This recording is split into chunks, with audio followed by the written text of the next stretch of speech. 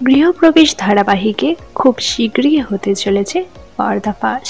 সম্প্রতি আদি জানতে পেরেছে মোহনা তার সন্তানের মা হচ্ছে, কিন্তু এই কথা শোনার পর মাথায় আকাশ ভেঙে পড়ে আদির। কি হবে তার এবং শুভর ভবিষ্যৎ? এই সমস্ত কিছু জানার পর মোটেও শুভলক্ষ্মী আদিকে বিশ্বাস করবে না। নিজেকে কিভাবে নির্দোষ প্রমাণ করবে আদি?